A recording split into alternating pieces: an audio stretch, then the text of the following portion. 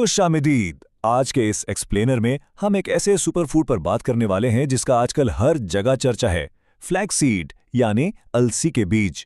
Health magazine से लेकर fitness blogs तक हर जगह इसकी तारीफें हैं। लेकिन जरा सोचिए, क्या ये मुमकिन है कि इसे रोजाना खाने के बावजूद जिस्म को रत्ती बराबर भी फायदा ना मिल रहा हो? जी हां, बिल्कुल। अगर इसे तैयार करने का तरीका गलत है तो सारी मेहनत बिल्कुल रायगां जा सकती है। तो चलें देखते हैं कि आखिर गलती कहां हो रही है और इस ताकतवर सुपरफूड का असल फायदा कैसे उठाया जाए।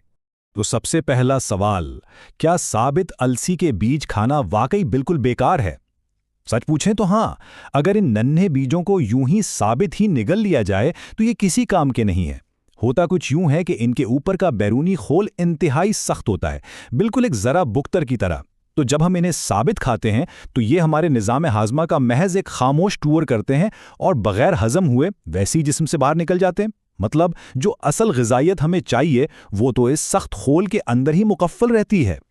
तो फिर इस खोल को तोड़ने की इतनी मेहनत क्यों की जाए? क्योंकि इसके अंदर 4 हैरत अंगेज फवायद छुपे हैं।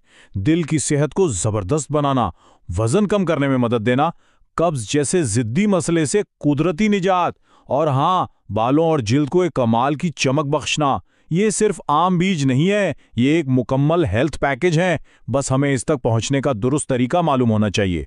और यही हमारा अगला पॉइंट है, इस गिजायत को आखिर अनलॉक कैसे किया जाए, यानी इसे तैयार करने का बिल्कुल सही तरीका क्या है।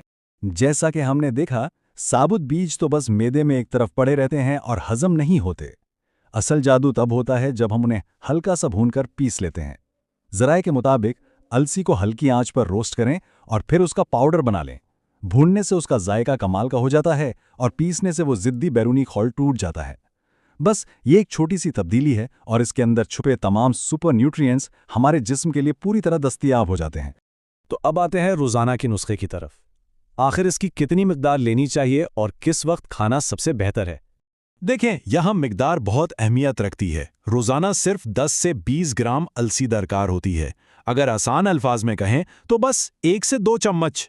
हमें अक्सर लगता है कि अगर कोई चीज़ सेहत के लिए अच्छी है तो ज़्यादा खाने से ज़्यादा फायदा होगा, है ना? लेकिन यहाँ ऐसा बिल्कुल नहीं है। बस 1 से 2 चम्मच पाउडर ही वो तमाम फवायद देने के लिए काफ़ी है जिसकी जिस्म को ज़रूरत होती है। और जहां तक टाइमिंग की बात है तो ये रूटीन बहुत ही फ्लेक्सिबल है। इससे आसानी से किसी भी वक्त एडजस्ट किया जा सकता है। दिन का बेहतरीन आगाज करना हो तो सुबह खाली पेट ले लें। अगर सुबह वक्त की भागम दौड़ है तो नाश्ते के साथ शामिल कर लें। और अगर पूरा दिन याद ना रहे तो रात सोने से पहले खा लें। मेन टारगेट बस ये है कि इसे रोज़मर्रा की खुराक का बाकायदा हिस्सा बनाया जाए। अब ज़रा इसके तख्लीकी इस्तेमाल पर आते हैं। इस पिसे हुए पाउडर को अपने खानों में कैसे शामिल किया जाए? इसके बहुत से मज़ेदार और आसान तरीके हैं। अगर बहुत जल्दी है तो बस पाउडर मुंह में रखें और पानी के साथ निगल लें। लेकिन इसे और भी बेहतर बनाया जा सकता है। इसे दही, दलिए, सुबह के ओट्स या सलाद के ऊपर छिड़क लें। और एक सबसे ज़बरदस्त हैक जो ज़राए में बताया गया है वो ये है कि इस पाउडर को बराह रास्त रोटी के आटे में गूंद लें। इससे रोटी का जायका भी ख़राब नहीं होगा और पूरी फैमिली को फाइबर और सेहत का एक ज़बरदस्त डोज भी मिल जाएगा। लेकिन ठहरें, इस सब में एक सुनहरी उसूल और कुछ बहुत ज़रूरी एहतियाती तदाबीर भी हैं जिनका जानना बेहद अहम है।